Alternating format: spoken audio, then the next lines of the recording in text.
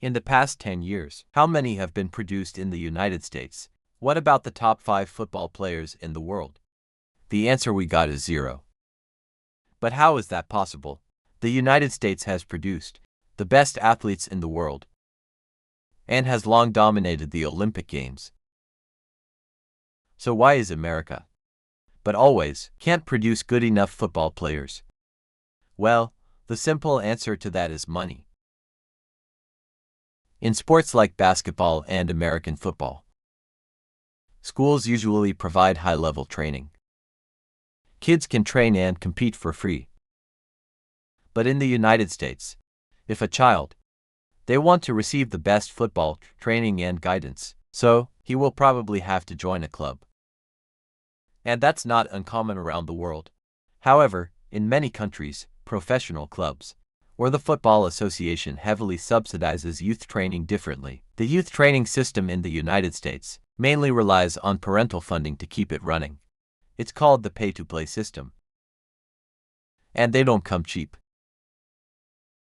Sweden, the legendary striker once revealed in an interview, his 2 children play football at American clubs.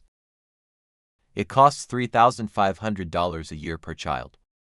Even some clubs charge annual fees, over $10,000, and that doesn't count traveling to other places to participate in competitions, the cost of transportation and accommodation incurred. Obvious, this system, it creates a huge socioeconomic threshold for many low-income and immigrant families. It's an insurmountable chasm. And it's precisely these groups. They often have a strong football cultural tradition and my love for football. And many clubs in the United States can only open car to arrive. And that creates another barrier to entry. 2026 Public Welfare Organization Project, a report that will be released shows 86% of high-income households, players are driven by their parents for training. Among low-income households, this proportion is only 21%. These entry barriers in the United States has led to the emergence of the so-called football desert. Ordinary families in many areas, almost no contact, opportunities for high-level football develop. Certainly, there are also some players from poor families, ultimately successful. Dempsey once talked about, to make him play football, the family had to take on a huge debt. This results in many original. It could become the future nuclear power of the U.S. national team. Genius of the heart. Players are gradually eliminated as they grow up. A report by the U.S. Soccer Association found that, among children aged 9-11, nearly half of them are likely to die in the coming year. Give up football by the age of 14. About 70% of children have almost stopped playing football. And even those who succeed persevere and get a chance to play. Their football journey is still not easy. Due to the large amount of money their families have invested in them, led to many young players. I have been under tremendous psychological pressure since I was a child, according to Project Play. As a young player, I was asked my least favorite team. At what point in life? 32% said it was too expensive. At the same time, powerful influence for parents. It has also allowed many youth clubs, produced to maintain these families, the incentive to continue paying.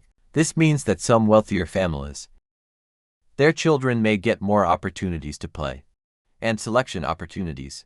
This leads to children from poor families, even more powerful. They may not get the opportunity they deserve. After parents invest huge sums of money. Nature wants value for money. To gain parental approval. Many youth clubs will frequently participate in various tournaments. If a club is ranked higher, then higher training fees can be charged in the future. It also helps to retain the best players. Let the coaches enrich their leeway. However, these events are often extremely dense. Many games require young players. Play 3 to 4 90-minute matches in 36 hours. As a result, when the event entered the final stage, many children are already exhausted. Even insist on playing with injuries, so the game is won or lost. It often depends on which team has a deeper lineup thickness. rather than really depending on the player's ability and technical features. The importance of these events don't make many teams focus more on winning rather than developing players. As children enter puberty, the physical development of different players, there will be a huge difference in speed. This difference in physical condition, it often has a decisive impact on the outcome of the game. Therefore, the team is more inclined. They tend to pick kids who are more developed. They are speeding, strength and physical superiority. The result is, children who develop later are often overlooked. The player's true technical ability, instead, it was put on the back burner. Some professionals in the U.S. Soccer Association believe that, from such a young age, they overemphasize victory. Very detrimental to technical development. But to change the entire American military, the way of thinking in football training, it's easier said than done. American youth football system, extremely large and fragmented. Only American teenagers. The Football Association, the largest governing body. There are 54 state associations within California, Texas, New York and Pennsylvania. Even they each have 2 associations. Each association has its own season schedule, focusing on priorities and having your own management structure. To make such a large and decentralized system agree to the same development under the vision, the difficulty can be imagined. Certainly, American football has also tried to solve these societies' barriers to economic alignment. From the mid-2010s, Major League Soccer, the establishment of free youth training academies began one after another. However, these measures did not really break down the barriers. Instead, it further strengthened the parental kicking system, the vicious cycle. These colleges often just let the children of wealthy families continue to receive better training, but not open doors to children from poor families.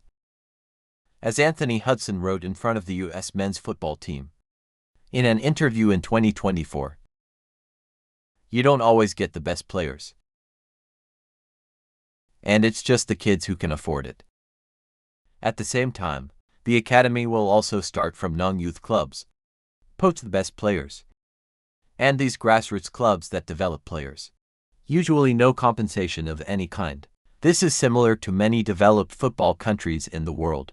In sharp contrast, their nurturing club, it can be achieved through a joint mechanism, compensation and training compensation to obtain benefits. But in the United States, these mechanisms are not ubiquitous. This means that the grassroots clubs that really develop players, no economic glories. To survive, we can only continuously increase the student fees. If the American football system, no deeper reforms, then it's hard to see the talent transfer column of the U.S. national team can be improved. Even if the 2026 World Cup in Mexico can bring some impetus, U.S. men's national team, for a long time to come, it may still continue to face the problem of insufficient output of excellent players.